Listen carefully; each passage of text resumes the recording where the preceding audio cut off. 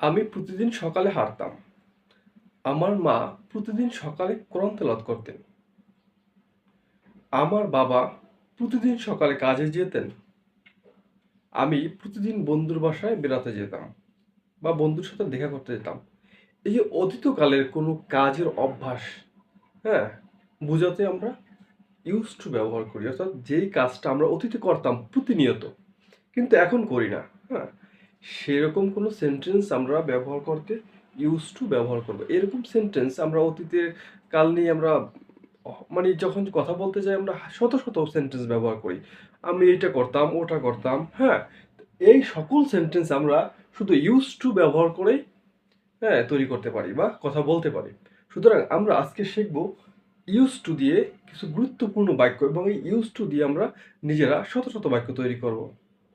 তো যেমন, আমি প্রতিদিন সকালে হাঁটতাম। I use to walk every day in the morning. তবে একটা মাথায় রাখবো, ইউজ টু এর পরে ভার্বের বেস ফর্ম বসে, হ্যাঁ। তাহলে I use to walk every day in the morning, আমি প্রতিদিন সকালে হাঁটতাম। I use to meet my friends every day in the morning, আমি প্রতিদিন আমার বন্ধুর সাথে দেখা করতাম।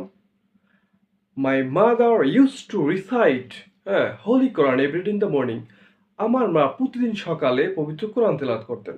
অথবা my father use to work every day in the morning, আমার বাবা প্রতিদিন সকালে কাজ করতেন।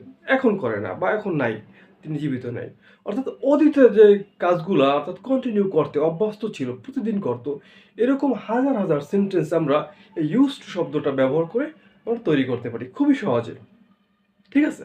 তো সুতরাং বন্ধুরা, তোমরা যারা, হ্যাঁ, ইংরেজি শিখতে চাও, এই ইউজ টু শব্দটা ব্যবহার করে অতীতের শত শত বাক্য তোমরা নিজেরা তৈরি করবে এবং দৈনন্দিন জীবনে এটা প্র্যাকটিস করবে। সুতরাং আশা করছি ক্লাসটা তোমার অনেক উপকৃত হয়েছ। ভালো থাকবা, সুস্থ থাকবা। আল্লাহ হাফেজ।